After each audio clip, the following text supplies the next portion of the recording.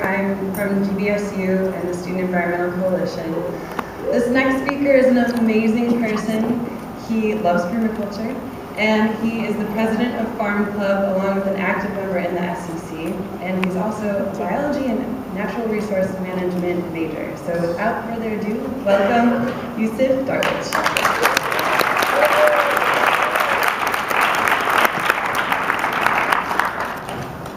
Okay, so, it's obvious that all of us are here for a reason. And we all have stories from our lives that have inspired us to care for the planet. So I'm going to share with you a little bit of my story. My father, in our urban backyard in Dearborn, had the closest thing to a farm that you could ever envision. He had fruit trees, like grapevines, he grew tomatoes and cucumbers, had chickens, partridge, and we even had pigeons. And those were my favorite things. Now, my dad, he raised pigeons, and he entered them in competitions and such, but he flew them. And these pigeons were so intelligent because he'd release them, and they'd fly up in the sky and circle around for hours. And a lot of times, I'd get word that they want to come back, but they always knew where to come home. And, he could release them from miles and miles away, and they still come back. Now, because, he had so many pigeons, that attracted, other members of the biological community. And, every so often you'd see a hawk come down. And these hawks would, trying to replicate their own genes, would come and snag a pigeon. And these kind of interactions really opened my eyes to the natural world. And from then on, I've been searching to try and find an order. And we've been sold on this idea that competition is how the world operates upon. And that's not true. Because, life thrives on the mutualistic relationships that it builds. Like a plant is nothing without, the fungi in the soil.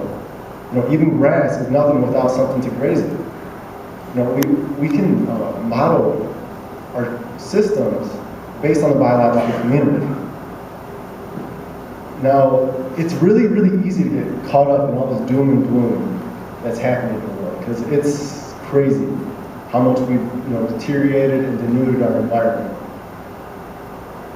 So what I like to do is I like to focus on creating tangible actions that you can see.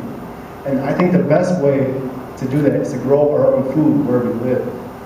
Growing our own food where we live is the best way to reduce our carbon.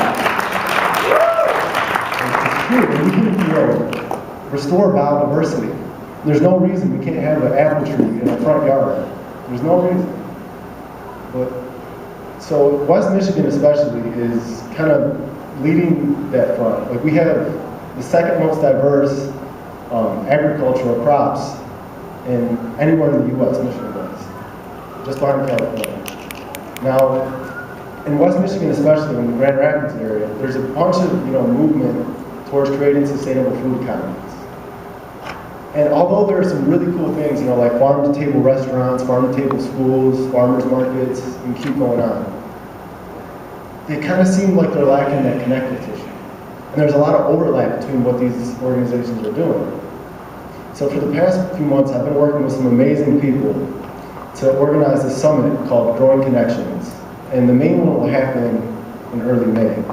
And the idea being is that at Grand Valley, we're going to bring together students, community organizations, businesses,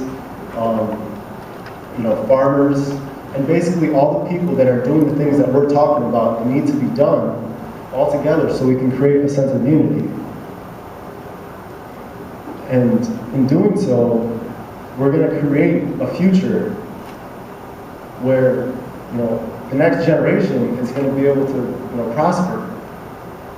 And it really is easy to get discouraged, but we need to keep moving forward because it starts at the grassroots. And, we all have our own stories. And, we need to make the change now to ensure that the next generation will be able to have their own stories too.